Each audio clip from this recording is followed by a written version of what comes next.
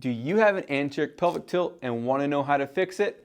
I'm Dr. Clayton, and there's two areas that you need to focus on. The first is releasing your hip flexors. More than likely, your primary hip flexor, your psoas, is really tight, pulling that pelvis into an anterior pelvic tilt. So by doing core exercises that don't rely on your psoas will allow your pelvis to come back more into a neutral position.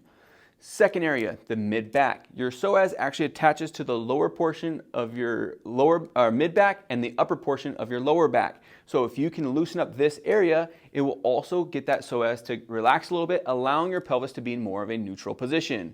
These are my favorite exercises to fix that anterior pelvic tilt.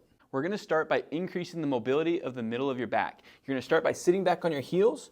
It's very important you keep your butt back on your heels. Hands are going to be out in front. One hand's going to go on the back of your head, not your neck, the back of your head. From here, you're going to tuck your elbow in close to your cheek and drive up towards the ceiling. You're going to do 8 to 10 of these. It's very important as you drive your elbow up that you don't let your butt come off. If you let your butt come off of your heels, you're going to go into an anterior pelvic tilt, and that's what we don't want.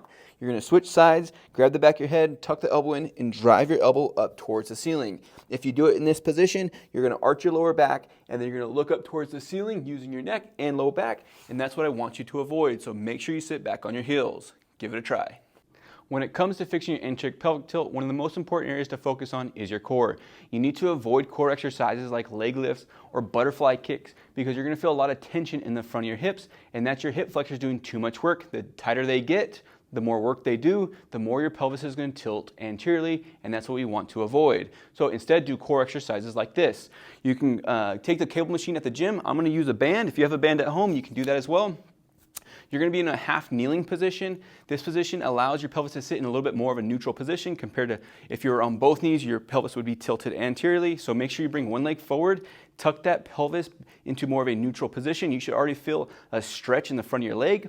From there, you're going to grab that tension, bring it up towards your shoulder, lock your ribs into place, tuck that pelvis, and reach up towards the ceiling. You should feel your core doing a ton of work in this position. You're going to go back and forth about 8 to 10 times. As you reach up, it's very important you avoid letting yourself arch or your pelvis tilt forward.